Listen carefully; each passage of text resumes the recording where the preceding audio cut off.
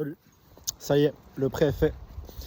J'ai donc emprunté 8127,96 €. Je voulais en emprunter 9250 pour avoir une marge d'erreur et pour pouvoir réinvestir dans d'autres matériels en cas de besoin. Mais en fait, c'est pas possible. C'est pas quelque chose qui est faisable. On doit donc prouver par des factures la raison pour laquelle on veut prélever l'argent. On veut prendre l'argent. Donc en fait, si tu empruntes 1000, 1000 te sont réservés. Si tu en prélèves 600 pour acheter pour 600 € de matériel, tu dois envoyer une facture de 600. Voilà. Donc ouais, là maintenant le défi c'est s'assurer d'avoir un maximum de trésorerie. D'acheter quoi que ce soit. Là vraiment c'est je n'achète plus rien, c'est impossible.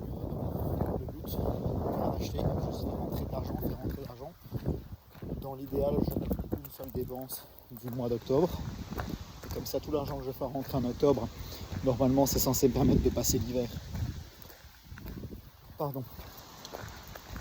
Normalement c'est censé me permettre de passer l'hiver et voilà, de passer l'hiver en payant toutes les charges, etc. et être tranquille. Donc ça, on va bien voir à quel point c'est rentable. Vraiment juste que je ne dépense plus rien. En fait, c'est vraiment ça le truc maintenant, c'est ne plus rien dépenser, faire rentrer un maximum d'argent, rembourser cet argent-là au plus vite pour payer un minimum d'intérêt. Vu que là, sur un emprunt, si tu ne fais pas encore grand, moi je l'avais fait un tout petit peu avant de réfléchir à cet emprunt-là, donc ça m'a un petit peu retourné la tête. C'est que si tu empruntes 1000 à 4%, tu ne vas pas payer 4% sur les 1000, mais tu vas payer chaque année 4% sur le montant que tu n'as pas encore remboursé. Donc ça veut dire que si tu rembourses la première année 100 €, voilà, on va compter 4% des 900 qui restent. Je fais ça très voilà. Soit on va dire que c'est juste ça les pas, mais au moins ça va te permettre de comprendre l'idée. C'est tu rembourses la première année 100 €. La deuxième année, on va te demander de rembourser avec les mensualités, etc. 4%. Non, attends, comment est-ce que je te formule ça? C'est pas clair ça. Si tous les ans tu dois payer 100 €, la première année tu vas payer 100 €. 100 €. La deuxième année tu vas payer 100 € plus 4% des 100 €. Non. Pas juste. En gros, tes intérêts, tu les payes sur le montant que tu n'as pas encore remboursé. J'arrive pas à le faire, à te l'expliquer clairement, c'est absolument pas clair ce que les tentatives que je viens de faire.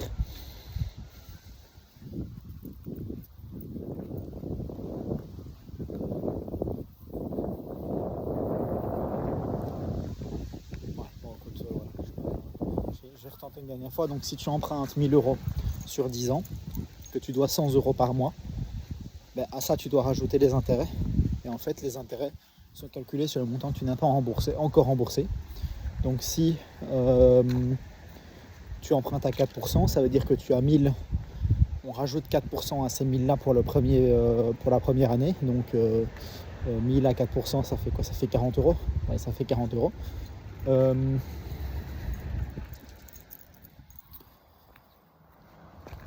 Donc la première année, tu vas devoir payer 104 €. Donc les 100 € de ta mensualité vu que c'est sur 10 ans. Et 10% des 40 € des intérêts de la première année. La deuxième année, il va te rester à rembourser 936 €. Et à ça, tu vas devoir encore faire 4% de ces 936 €. Et ainsi de suite, et ainsi de suite, et ainsi de suite. Et donc, en fait, chaque année, tu payes un petit peu plus. Enfin, chaque année, tes intérêts augmentent. Et donc, si tu rembourses la deuxième année l'intégralité de tes 1000 €, au final, tu payes pratiquement rien en intérêt, vu que tu n'as pas les intérêts qui se sont composés au niveau de tes intérêts. c'est pas très clair, mais si tu as compris, tant mieux. Si tu n'as pas compris, retiens juste que tu payes des intérêts. En tout cas, que les intérêts sont calculés sur le montant qui te reste encore à rembourser et pas sur le montant total que tu as emprunté. C'est pour ça que si tu empruntes 100 € à 4%, tu ne payes pas 104 € au total, mais tu payes peut-être 110 ou j'en sais rien en fonction de comment dire, sur quelle durée tu empruntes ça et à quel pourcentage évidemment. Donc voilà. Donc moi j'ai emprunté l'argent. L'objectif maintenant c'est de ne plus rien dépenser. De ne plus rien dépenser cette année-ci d'ailleurs. Pas juste ce mois-ci mais cette année-ci. Donc cette année civile. Je pense que c'est une année civile il me semble. Donc jusqu'au 31 décembre. De ne plus rien dépenser d'autre et puis ensuite de voir. Donc voilà. C'est ce que je compte bien faire évidemment. Maintenant je me connais, je peux changer d'avis et je peux surtout oublier que j'ai ces paiements là à faire. Ce qui serait une mauvaise chose, ce serait pas bon d'oublier ça, mais voilà. J'ai les devis pour le nettoyeur vapeur et pour le système à lecture. Le système à lecture, c'est vrai qu'il y a eu un petit peu de changement depuis la dernière fois que je t'en ai parlé. Je vais commander un Unger Aero S. Donc chez Unger, il y a les DI Only, les insupportables, les systèmes à résine. Donc résine uniquement, donc DI, généralement que voilà, je crois que c'est Hydropower quelque chose chez eux, Hydropower Ultramax, je me demande si c'est pas ça en vrai. Bon soit, donc voilà. Ça c'est pas mal si l'eau n'est pas très calcaire là où tu la prends. Maintenant, le problème c'est que si l'eau est très calcaire, c'est pas que ça t'empêche de bosser, c'est que ça t'empêche de bosser à pas trop cher. Parce que si tu utilises uniquement de la résine, ce qui finit par se passer, c'est que ta résine elle se remplit beaucoup plus vite. Et tandis qu'un système donc RO-DI, donc résine pour le DI et RO c'est osmose inversée, avec cet osmoseur, ce qui se passe c'est que tu payes beaucoup moins en résine vu que l'osmoseur prend la plupart de la charge. Donc sauf erreur de ma part, je pense qu'il prévoit un changement de résine une fois par an à la place d'un changement de résine toutes les 20-30 heures de boulot, je crois que c'est à peu près ça. Il me semble que c'est ça qu'on m'avait expliqué. J'ai 24 heures en tête. Maintenant 24 heures, ça me paraît vraiment pas beaucoup, mais dans tous les cas, c'est vrai que c'est vite cher avec la résine. Et le changement ou nettoyage de l'osmoseur, je crois que c'est tous les mois. Je crois que c'est le changement, pas juste le nettoyage. Donc voilà. C'est un budget à l'achat. Là, j'en ai pour 5 000 hors TVA. Donc c'est un budget à l'achat. Maintenant, clairement, c'est rentable et c'est assez vite rentable en fait sur la durée. Sur quelques années, c'est rentable avant la fin de l'amortissement. Enfin, si tu fais l'amortissement avant la fin de l'amortissement, parce que tu payes pas autant de résine du tout. En fait, tu payes rien en résine en comparaison avec le système résine uniquement. Donc voilà. Donc j'ai ça, j'ai le nettoyeur vapeur, j'ai les devis. Pour le nettoyeur vapeur, ça va, c'est validé. Enfin, je vais le valider en tout cas. Je veux juste essayer de profiter de l'escompte. Donc l'escompte, c'est une sorte de remise, de réduction, si tu veux, sur ta commande si tu payes en avance. Donc là, il y a une escompte d'1,5%. Il faut juste que je vois comment est-ce que je peux profiter de cette escompte-là. Donc voilà.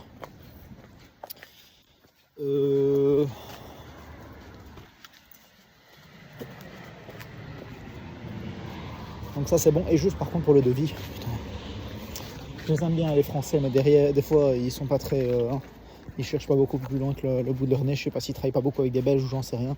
Mais la boîte française, en fait c'est deux boîtes françaises qui rejettent ça. La boîte française qui vend le matériel Unger, donc pour le nettoyage à l'eau pure, ils m'ont envoyé le devis. Et qu'est-ce qu'ils se sont dit qu'ils allaient faire? En fait, ils se sont dit qu'ils allaient faire allez,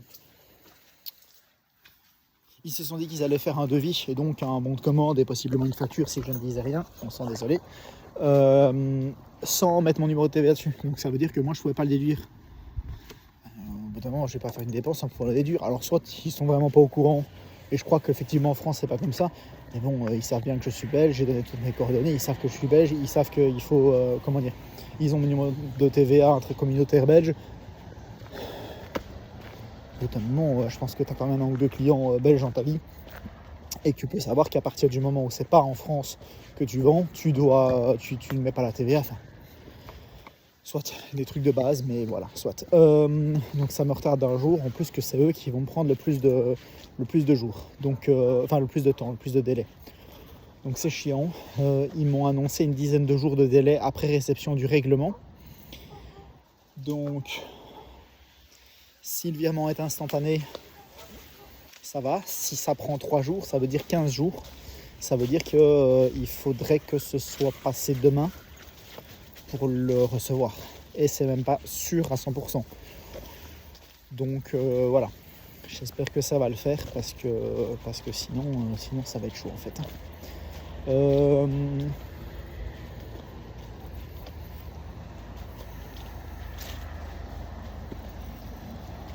Il faut également, maintenant que j'y pense, que je passe une commande pour un décapeur thermique. J'en ai pour 150 €. Là, c'est sur Amazon, donc ça va, c'est plus simple. Je vais passer la commande maintenant en terminant ce vlog. Et voilà. Et voilà. Ça me laissera pas beaucoup d'argent sur le compte, mais au moins tout ça sera commandé. Et à partir de...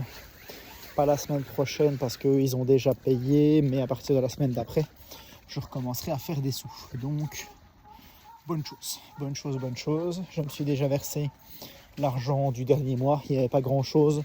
Et en plus, j'ai réduit parce que j'étais pas relax du tout. Donc voilà. Financièrement, c'est tendu. C'est tendu, mais ça va le faire, de toute façon. Donc voilà.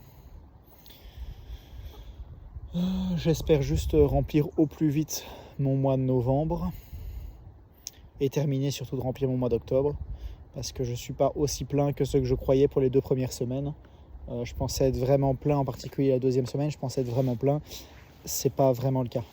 J'ai du boulot, mais pas non plus des tonnes et des tonnes. Donc voilà. Que dire, pas grand chose. Pas grand chose. J'avance petit à petit.